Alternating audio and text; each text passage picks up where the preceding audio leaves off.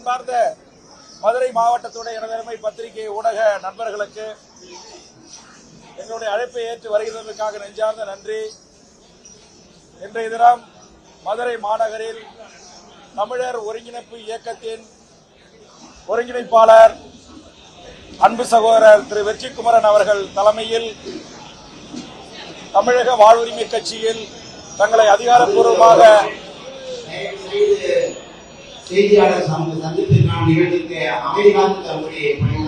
இணைத்துக் கொள்ளுகிற இந்த நிகழ்வுக்காக நான் மதுரைக்கு வருகின்றிருக்கிறேன்.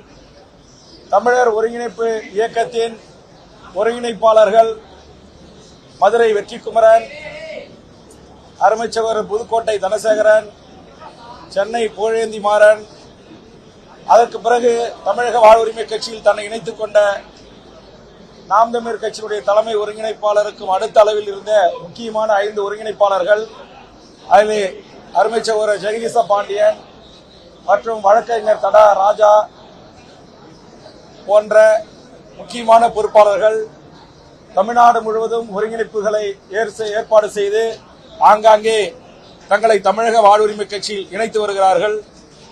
அந்த அடிப்படையிலே ஏற்கனவே கிருஷ்ணகிரி, சேலம், திருச்சி, சென்னை, புதுக்கோட்டை போன்ற பல்வேறு மாவட்டங்களில் இந்த இணைப்பு விழாக்கள் தொடர்ச்சியாக நடைபெற்று வருகிறது.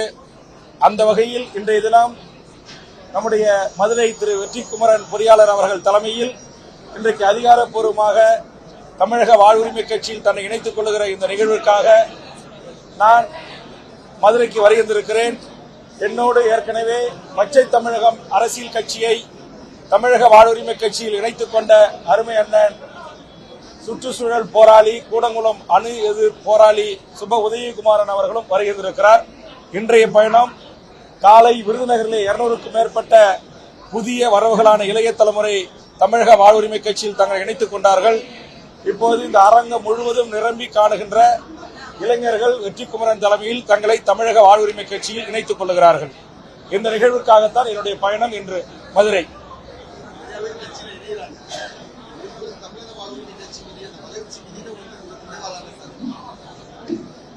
அப்படி சொல்ல முடியாது.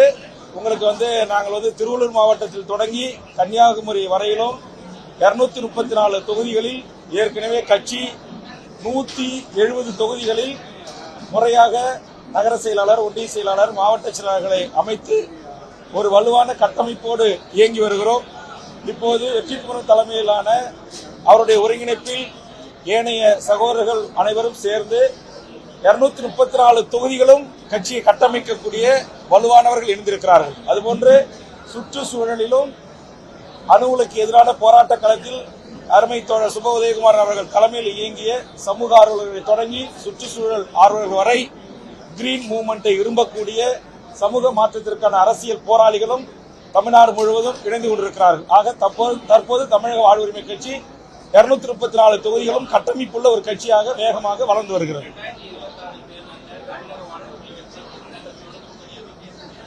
நான் இதுக்கு பலமுறை விடை சொல்லியிருக்கேன். இந்த நிமிடம் வரையில் நாங்கள் திமுக தலைமையிலான இந்த கூட்டணியில் இடம்பெற்றிருக்கிறோம். இனி வரும் தேர்தலை குறித்து தேர்தல் நெருங்குகின்ற போது அல்லது தேர்தல் தேதி அறிவித்த பிறகு தமிழக வாழ்வுரிமை கட்சியினுடைய செயற்குழு, பொதுக்குழு, தலைமை குழு என்று ஒரு ஜனநாயக ரீதியான அமைப்பாக இந்த கட்சியை நான் 13 ஆண்டு காலம் நடத்தி வருகிறேன். அந்த அடிப்படையில் இப்போது அண்ணன் உதயகுமார், வெற்றிக்குமரன் போன்ற இன்னும் எண்ணற்ற தமிழ் தேசிய கட்சிகள், நேற்றைய முன்னிலோட சென்னையில் 5 தமிழ் தேசிய கட்சிகள் தமிழக வாழ்வுரிமை கட்சியில் தங்களை இணைத்துக் கொள்வதாக அறிவித்திருக்கிறார்கள். அதுபோன்ற சின்ன அமைப்புகளாக இருந்தாலும், பெரிய அமைப்புகளாக இருந்தாலும், அரசியல் கட்சிகளாக இருந்தாலும் அந்தந்த தலைமைகளோடு கலந்து பேசி அன்றைய சூழலில் இருக்கிற தமிழ்நாட்டின் அரசியல் நிலவரங்களுக்கு ஏற்றவாறு நாங்கள் ஒரு ஜனநாயக ரீதியான ஒரு முடிவை எடுத்து அறிவிப்போம்.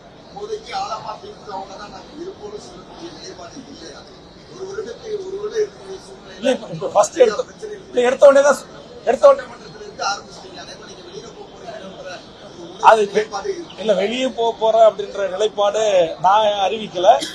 ஒருவேளை உங்களை மாதிரி பத்திரிகையாளர் கேள்வி கேட்டாங்க, ஒருவேளை அப்படின்னாங்க. ஒருவேளை அப்படின்னா எனக்கு அதை பற்றிய இப்போதைக்கு நான் உங்ககிட்ட எடுத்த உடனே சொன்னேன். நான் இப்போது இங்க உட்கார்ந்து இருக்கிற இந்த நிமிடம் வரையிலும் நான் திமுக தலைமையிலான பாசிச மனிதகுல விரோத பாரதிய ஜனதா கட்சிக்கு எதிரான திமுக தலைமையிலான கூட்டணியில் இடம்பெற்றிருக்கிறது. அதே நேரத்தில் ஈழத்தில் எமது மக்களை கொன்று குவித்த சிங்கள பௌத்த பேரினவாத அரசுக்கு ஆயுதம் தந்து ராடார் கருவிகளை கொடுத்து எம் இனத்தை கொன்றொழிப்பிற்கு துணை நின்று தோல் புரிந்த காங்கிரசோடு எந்த விதத்திலும் நான் கூட்டணியில் இடம்பெறவில்லை. நான் கூட்டணியில் இணைந்த இத்தனை ஆண்டு காலத்தில் காங்கிரசினுடைய எந்த இடைத்தேர்தலிலும் நான் பங்கெடுக்கவில்லை. நாடாளுமன்ற தொகுதியில் எந்த இடத்திலும் கைச்சின்னத்துக்கும் காங்கிரசுக்கும் வாக்களியுங்கள் என்று நான் கேட்கவும் இல்லை. நான் காங்கிரசில் கூட்டணி என்று சொல்லக்கூடிய இந்திய கூட்டணி இடம்பெறவில்லை. தமிழ்நாட்டினுடைய தமிழருடைய நலனுக்காக தொடங்கப்பட்ட இந்த அரசியல் கட்சி தமிழ்நாட்டின் கூட்டணி கட்சி தலைவரான திமுக தலைவர் ஸ்டாலினுடைய கூட்டணியில் தான் நாங்கள் இடம்பெற்று இருக்கிறோம். ஒருவேளை நான் எடுத்து வைக்கிற கருத்துக்கள் சட்டமன்றத்தில் மக்கள் மன்றத்தில், நான் எடுத்து வைக்கிற போராட்டங்கள் சட்டமன்றத்தில் மக்கள் மன்றத்தில், அது திமுக தலைமையிலான கூட்டணிக்கோ அல்லது அதனுடைய தலைவருக்கோ சங்கடம் ஏற்பட்டால் அவர்கள் எடுக்கிற முடிவை நான் மகிழ்ச்சியோடு ஏற்றுக்கொள்வேன் என்றுதான் அறிவித்திருந்தேனே தவிர நான் வேற எந்த விதமான அறிவிப்பு வெளியிடவில்லை. தமிழகத்தை பொறுத்தவரையில் சமீப காலமாக நாளுக்கு நாள் இந்த கஞ்சா, போதை, அபின் போன்ற இந்த குற்றங்களும் எல்லா குற்றங்களுக்கும் தாய்மடியாக இருக்கின்ற இந்த போதை அரசே நடத்துகிற மதுபான கடைகள், இதனூடாக நாளுக்கு நாள் இளைய தலைமுறை தாங்கள் என்ன தவறு செய்கிறோம், இந்த தவறுகளால் நமக்கு என்ன பிற்காலத்தில் பாதிப்பு ஏற்படும், நம்முடைய தாய் தந்தை, கட்டிய மனைவி, குழந்தை செல்வங்கள் இவருடைய பாதிப்புகள் எல்லாம் கிஞ்சித்தும் கவலை கொள்ளாமல் இன்றைக்கு நிறைய இடங்களிலே கொலை, அந்த கொலையில கைதாகிற மாணவர்களா இருக்காங்க, இளைஞர்களா இருக்கிறாங்க. அதனால இது மிக விரைவாக இது கட்டுப்படுத்தணும், இதை மட்டுப்படுத்தணும் என்பதற்காகத்தான் நான் தமிழக சட்டமன்றத்தில் இந்த பாலியல் குற்றத்தில் ஈடுபடுகின்றவர்கள் மீது கடுமையான நடவடிக்கை எடுக்கணும், மரண தண்டனைக்கு எதிரான கொள்கையும் அதுக்கான இயக்கத்திலும் பங்காற்றிய தமிழக வாழ்வுரிமை கட்சி சமீப காலமாக இந்த கற்பழிப்புகளும் பச்சை குழந்தை 3 வயசு 5 வயசு 6 வயசு 80 வயசு பாட்டியை கூட விடாத பாலியல் தொல்லை அதிகரிக்கிறது என்பதற்காகத்தான் நான் ஒரு ஆலோசனை அரசுக்கு முன்வைத்தேன். காவல்துறை இயக்குநரை சந்தித்து முறையிட்டேன். பத்திரிகையாளர்களை டிஜிபி அலுவலகத்திலே சந்தித்து மட்டுப்படுத்த வேண்டும் என்றால் மிக கடுமையான சட்டம் நடத்த வேண்டும். மரண தண்டனைக்கு எதிரான இருக்கிற தமிழக வாழ்வுரிமை கட்சி இதுபோன்ற குற்றவாளிகளை தூக்கிலிட வேண்டும் என்று அரசுக்கு ஆலோசனை வழங்கியிருக்கிறேன் என்று நான் பத்திரிகையாளரை சந்தித்து அறிவித்தேன். அந்த அறிவிப்பையே சட்டமன்றத்தில் கவன ஈர்ப்பு தீர்மானமாக தந்துதான் இன்றைக்கு தமிழக அரசு இந்த பாலியல் குற்றத்தில் ஈடுபடுகின்றவர்களுக்கு தூக்கு தண்டனை என்கிற சட்டம் நிறைவேற்றிருக்கிறது. ஆயுள் தண்டனை என்பதை சாகின்ற வரையில் ஆயுள் தண்டனை என்று சட்ட திருத்தம் கொண்டு வந்திருக்கு. இது என்னுடைய கருத்தின் அடிப்படையில் விளைந்தது. அதே மாதிரிதான் இந்த அடிக்கடி கொலை நடக்கிற இந்த மாதிரி இடத்துல நான் என்ன சொல்றேன்னா, காவல்துறைக்கு 24 பணி இருக்கு, அவருக்கு ஒரு மிகப்பெரிய மன அழுத்தம் இருக்கு. அவங்களுக்கு அவங்க பிள்ளைகளுக்கு இலவச கல்வி, ஆரம்ப கல்வி முதல் ஆராய்ச்சி கல்வி வரை, மருத்துவ கல்வி எல்லாத்திலையும் ஃப்ரீ கொடுங்க, அவங்களுக்கு நல்ல வீடு வசதி கொடுங்க, எல்லா வசதி வாய்ப்பையும் ஏற்படுத்தி கொடுங்க, 3 மடங்கு சம்பளத்தை உயர்த்தி கொடுங்க. அதற்கும் பிறகு கஞ்சா விற்கிற கும்பலோட, கொலைகார கும்பலோட, சமூக விரோத செயலில் ஈடுபடுகிற கும்பலோட தொடர்பு இருக்கக்கூடிய காவல்துறையில் இருக்கிற எவராக இருந்தாலும் தெரிய வந்தால் அவர்களை டிஸ்மிஸ் செய்து அந்த பிரிவுகளிலே வழக்கு பதிவு செய்து சட்டத்தின் முன் நிறுத்தி அவர்களுக்கு தண்டனை பெற்றுத் தருகின்ற வகையில் சட்ட திருத்தம் வேணும் என்ற கோரிக்கை மதுரையில் தமிழ்நாடு அரசுக்கு ஆலோசனையாக முன்வைக்கிறேன்.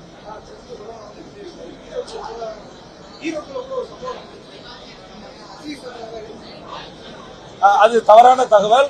அவர்கள் யாரும் கட்சியில் உறுப்பினர் இல்ல. நீங்க உறுப்பினருக்கான எந்த பத்திரிகை, நம்ம சேலத்து பத்திரிகை என்பதோ நீங்களோ அவர்கள் எங்கள் கட்சியின் உறுப்பினர் என்பதற்கான உறுப்பினர் அட்டையை காட்டுங்க, நான் ஏற்றுக்கொள்கிறேன்.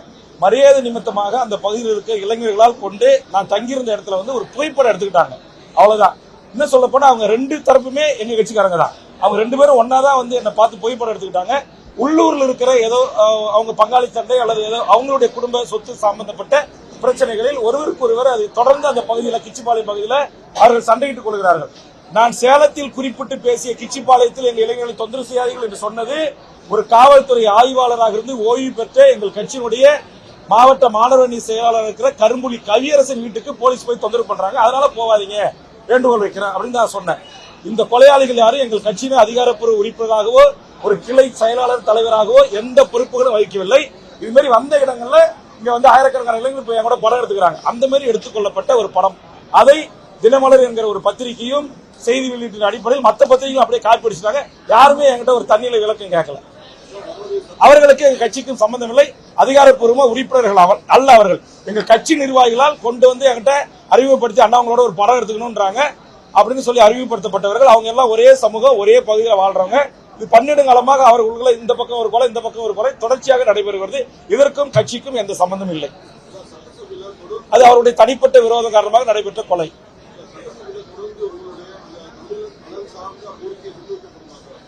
ஆமா, கண்டிப்பா. நான் 100க்கும் மேற்பட்ட தமிழக வாழ்வுரிமை கட்சியின் தலைவர் என்கிற அடிப்படையிலும் பண்ருட்டித்துறை சட்டப்பேரவை உறுப்பினர் என்ற முறையிலும் நான் பல கவன ஈர்ப்புகள் கொடுத்திருக்கிறேன். அந்த கவன ஈர்ப்புகளை அனைத்தையும் எனக்கு வாய்ப்பு கிடைக்கின்ற போது கவன ஈர்ப்பை எடுத்து விவாதிப்பதற்கு மாண்புமிகு பேரவைத் தலைவரை வலியுறுத்தி தமிழ் மொழி, தமிழர் நலம், தமிழர் வாழ்வுரிமை சிக்கல்களிலும் முல்லைப்பெரியார், பாலாறு, மேகதாது அணை கட்டுவது, அதுபோன்று பரந்தூர் விமான நிலையம், NLC நிலநடுப்பு, அதுமாதிரி மலையடி குப்பத்திலே நேற்று CPM கட்சியினுடைய மாநில செயலாளர் தொலைக்காட்சி கொண்டு பேசிக் கொண்டிருக்கிற போதே அத்துமீறலில் ஈடுபட்டு கைது செய்த நடவடிக்கை, இது போன்ற பிரச்சனைகளிலே சமரசம் இல்லாமல் நான் போராடுகின்ற மக்கள் பக்கம் நிற்பேன். இன்றைக்கு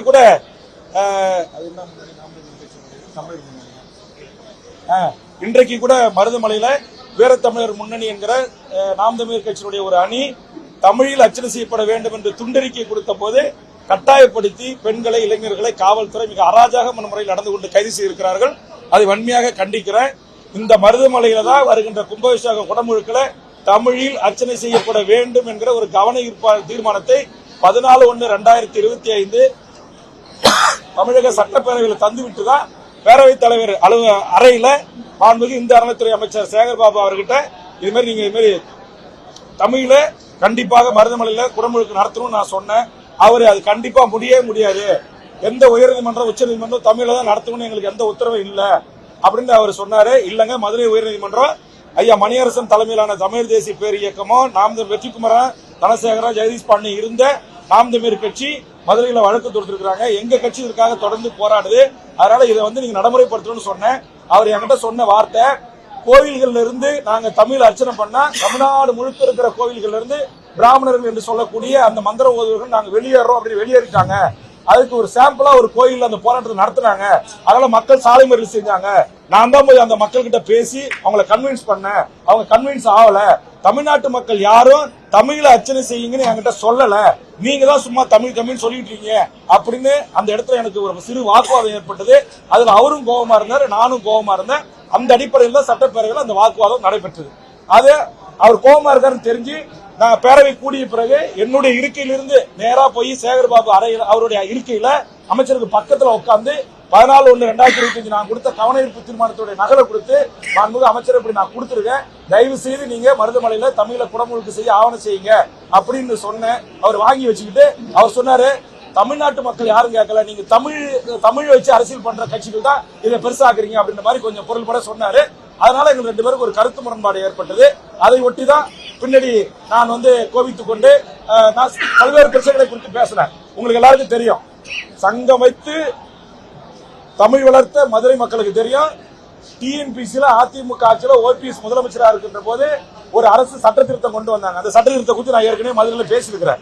தமிழ்நாட்டை சாராத எவர் வேண்டுமானாலும் அரசு பதவிகள் அமரலாம் என்கிற அந்த சட்டத்தை எதிர்த்து 1 லட்சம் மக்களை திரட்டி அதை மாற்றி அமைக்க சொல்லி போராட்டம் செஞ்சு TNPS கூட்டு போட்டு போராட்டம் பண்ணன. அதனுடைய விளைவா எடப்பாடி அரசோ OPS அரசோ அதை திருத்தல.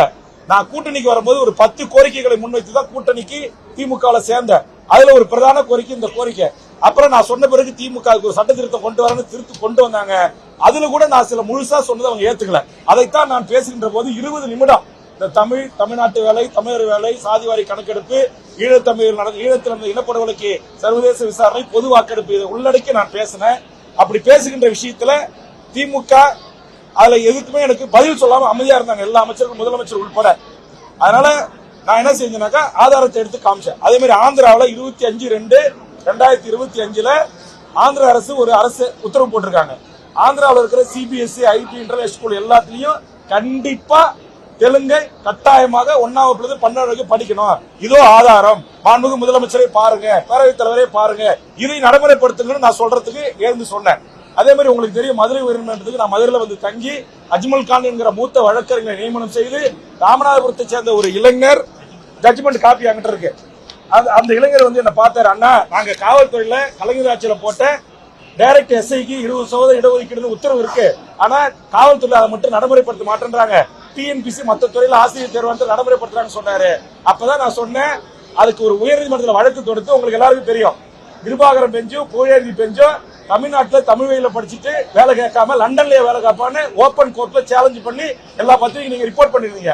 அதை சுட்டி காட்டி சட்டமன்றத்தில் நான் பேசினேன். அது சேகர் பாபுக்கு என்னன்னு தெரியல, கோவம் ஆகுன்னா நீங்க எல்லாத்துக்கும் பிரச்சனை பண்றீங்க, உட்காருங்கன்னு உரிமையில பேசினாரு. எனக்கு அவருக்கு வாக்குவாதம் ஏற்பட்டது. அதே மாதிரி இந்த தெலுங்கானா உத்தரவை பேசினேன். இது 2017 ஓபிஎஸ் போட்ட அந்த அரசாணையை காட்டி பேசும்போது உதயகுமார், உங்க மதுரை மாநகரத்தை சேர்ந்த ஒரு பச்சை தமிழன், அதிமுக எதிர்கட்சி துணைத் தலைவராக இருக்கிற அந்த பச்சை தமிழனே நான் அவரு குடும்பத்துக்கு சேர்த்து, அவரு பிள்ளைக்கு சேர்த்து 7 கோடி மக்களுக்கு சேர்த்து நான் குரல் கொடுத்தேன். அதை அவர் புரிஞ்சுக்காம எப்படி எங்க ஆட்சியில நீங்க தமிழை படிச்சு உங்களுக்கு வேலை தரலன்னு சொல்லலாம் அப்படி என்று ஒட்டுமொத்த 66 எடப்பாடியை தவிர எல்லாரும் எழுந்து என்ன கூச்சலிட்டு கத்தி ரொம்ப ஹராஸ்மெண்ட் பண்ற மாதிரி கத்துறாங்க. அப்பதான் நான் எழுந்து போய் அவங்க கத்துறாங்க, எனக்கு சத்தம் கேட்கல. நான் இந்த பாயிண்ட் அவுட் பண்றதுக்கு தெலுங்கானால போட்ட உத்தரவை சட்டமன்றத்தில் பதிவு செஞ்சு பேசுறதுக்கு நேரம் கொடுங்கன்னு பேரவைத் தலைவருக்கு முன்பாக போய் நான் கேட்டேன். பேரவைத் தலைவர் அவர் எனக்கு தரல. அப்ப இவர் என்ன செஞ்சாரு, சேகர் பாபு அவர் சில வார்த்தைகளை விட்டாரு. ஒன்னா முன்னாடி வரவங்களா வரக்கூடாது தெரியுமில்ல உனக்கு ஒன்னு பேசும்போது எனக்கும் அவருக்குமான மோதல் ஏற்பட்டது. உடனே முதலமைச்சர் அவர்கள் அங்க 3 முறை எழுந்து பதில் சொன்னார். அதுல முதல்ல இப்படி இது வேல்முருகன் இப்படி செஞ்சிருக்க கூடாது அப்படின்னு சொன்னாரு. சேகர் பாபு சொன்ன அதே வார்த்தையை சொல்லி திரும்ப பேசினார். அப்புறம் முதலமைச்சர் 2வது முறை எழுந்து வேல்முருகன் இந்த சட்டமன்றத்தில் ஆக்கப்பூர்வமான அறிவுபூர்வமான நல்ல விடயங்களை, நல்ல செய்திகளை நாட்டுக்கும் நாட்டு மக்களும் சொல்லுகிறார். நானே என் அறையில் இருந்த போது அவர் பேசுகின்ற போது எழுந்து நான் அவருடைய பேச்சை கேட்பேன் என்று அவர் சமாதானம் சொல்வது போல் பேசினார். அதெல்லாம் வெளியே வரல. அவர் சொன்ன ஒரு வார்த்தை மட்டும் இன்றைக்கு ஹைலைட் பண்ணப்பட்டிருக்கு. நான் அந்த ஹைலைட் பண்ணப்பட்ட வார்த்தைக்கும் ஒரு கூட்டணி கட்சி தலைவரை பார்த்து இப்படி முதலமைச்சர் சொல்லிவிட்டாரே என்கிற எனக்கு மன வருத்தம். அதெல்லாம் நான் பதில் உரையின் போது சட்டப்பேரவைக்கு செல்லவில்லை.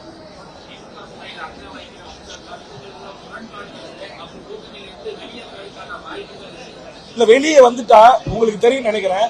இந்த ஒத்த சீட்டை வச்சு என்ன பண்ண நிறைய பேர் கேட்கறாங்க. இங்க மூத்த பத்திரிகையாளர்கள் தான் உங்களுக்கு தெரியும். தமிழ்நாட்டில் மாவட்டத்துக்கு ஒரு மருத்துவக் கல்லூரி என்கிற கான்செப்டை தமிழக சட்டப்பேரவையில் நான் தான் கொடுத்து சட்டமாக்க வச்சோம். அன்னைக்கு அதுக்கு உத்தரவு போடுற இடத்துல மத்திய சுகாதார அமைச்சர் அன்புமணி இருந்தார். கலைஞர் ஏற்றுக்கொண்டு அறிவிச்சார். இன்னைக்கு தமிழ்நாட்டில் 36 அரசு மெடிக்கல் காலேஜ் இருக்குன்னா அதற்கு ஒரு பிள்ளையார் சொல்லி போட்டவன் வேல்முருகன். அதே மாதிரி இன்னைக்கு தமிழ்நாட்டில் 30க்கு மேற்பட்ட அரசு பொறியியல் கல்லூரி இருக்குன்னா முதல் பொறியியல் கல்லூரியை கலைஞர் அழைச்சிட்டு போய் என் தொகுதியில தொடங்கி ஏழை மக்கள் எப்படி அண்ணா யூனிவர்சிட்டிக்கு மதுரையில படிப்பாங்க. அதனால எல்லா முக்கிய நகரங்களிலும் ஒரு பொறியியல் கல்லூரி தொடங்குற ஒரு ஆலோசனை வழங்கி அதை சாதித்தவன் வேல்முருகன். உங்களுக்கு தெரியும், லாட்டரி ஒழிப்புக்கு பாமக நான் இருக்கும்போது வாதாடி அம்மையார் ஜெயலலிதாவை கன்வின்ஸ் பண்ணி 45 நிமிஷம் பேசி அந்த அம்மாவை புரிய வச்சு பல குடும்பங்கள் தாலி அறுக்குன்னு லாட்டரி தடை ஒழிப்பு சட்டம் கொண்டு வந்தது என்னுடைய கவனம் இருப்பு, என்னுடைய சட்ட திருத்தம்.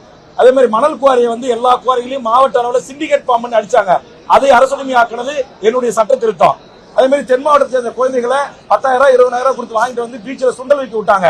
அந்த குழந்தைகளுக்கு மாலை நேர கல்வி என்கிற ஒரு திட்டத்தை அறிமுகப்படுத்த வச்சது நானு. மழைநீர் சேகரிப்பு திட்டம் நானு.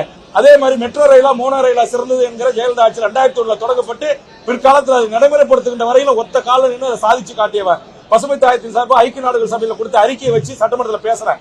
ஆக அந்த ஒத்த எம்எல்ஏ என்கிற பதவியை பயன்படுத்தி தமிழ்நாட்டு சட்டமன்றத்தில் இது போன்ற பேரவைத் தலைவராக நம்முடைய அண்ணாச்சி இருக்கிற உங்க மாவட்டத்தை சேர்ந்தவர் திருநெல்வேலி கேளுங்க. பல சட்டப்பேரவை தலைவர்கிட்ட காளிமுத்து இருக்கும்போது சொல்றேன், மாண்புமிகு காளிமுத்து உறுப்பினராக இருக்கும்போது சரி, நம்முடைய நெல்லையை சேர்ந்த மாவட்ட திமுக செயலாளராக இருந்த ஆவடியப்பன் பேரவைத் தலைவர் இருக்கும்போது இதே மாதிரிதான் போராடி வாதாடி சில கருத்துக்களை எல்லாம் முன்வைத்து அதை சட்டமாக்கி ஒட்டுமொத்த தமிழ் சமூகத்திற்கு நன்மை பயக்கக்கூடிய செயலை நான் செஞ்சிருக்கேன். அதனால இந்த பதவியை பயன்படுத்தி 1 நிமிடம் 2 நிமிடம் எப்படியாச்சும் கெஞ்சி கூத்தாடி போராடி அனுமதியை வாங்கி இந்த மண்ணுக்கும் மக்களுக்கும் மொழிக்கும் இனத்திற்கும் ஏதாவது செய்யணுன்ற அடிப்படையில் செஞ்ச அதுதான் கடந்த காலத்தில் இங்க இருக்கிற ஈழத்தமிழ் மக்களுக்கு, தமிழ்நாட்டு மக்களுக்கு கிடைக்கிற அதே ரேஷன் கார்டு, அதே தொகுப்பு வீடு, அதே வசதிகள். ஒரு காலத்துல 5ஆம் வகுப்பு மேல ஈழத்தமிழ் படிக்க முடியாது. நீங்க டிகிரி வரை படிக்கிறதுக்கு உரிமையை வாங்கி கொடுத்தேன் நானு.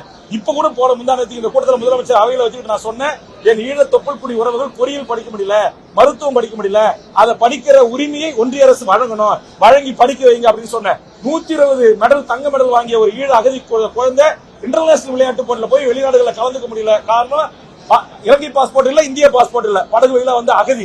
அதனால அவர்களுக்கு இரட்டை குடியுரிமை வழங்கணும், சிறப்பு முகாமை திருச்சி இழுத்து மூடணும்.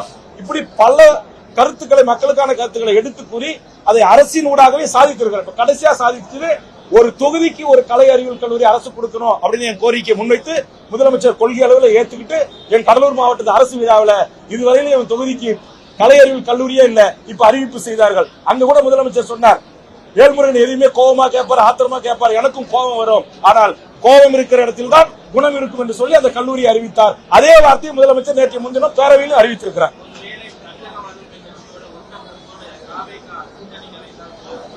அதை குறித்து தனிப்பட்ட வேல்முருகன் ஆகிய நான் மட்டும் முடிவு செய்ய முடியாது. நான் திமுகவில் தொடர்வதாக இருந்தாலும், புரிதொரு கூட்டணியில் சேர்வதாக இருந்தாலும், இன்றைக்கு பல அரசியல் கட்சிகள் என் கட்சியில கிட்டத்தட்ட சுமார் ஒரு 10க்கு மேற்பட்ட சின்ன சின்ன கட்சி, பெரிய கட்சிகள், மக்கள் செல்வாக்கு பெற்ற இயக்கங்கள் இணைஞ்சிருக்காங்க. அதனால அந்த தலைமைகளோடு, அந்த தலைவரோடு கலந்து பேசி ஒரு ஜனநாயக ரீதியான ஒரு முடிவை எடுத்துதான் எதிர்காலத்தில் நாங்கள் அறிவிப்பு செய்வோம். கண்டிப்பா அது எல்லாமே தேர்தல் வரும்போது உங்களை அழைச்சி இதே மாதிரி வெளிப்படைத்தன்மையோட பேசுவார். எனக்கு ஒரு சூதுவாதெல்லாம் எதுவுமே கிடையாது.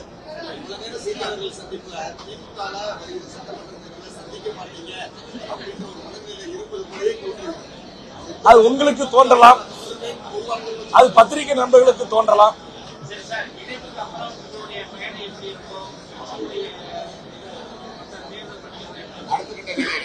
அதான் நான் சொல்றேன். இப்ப உங்களுக்கு எனக்கு சட்டமன்றம் நடந்துட்டு இருக்கு.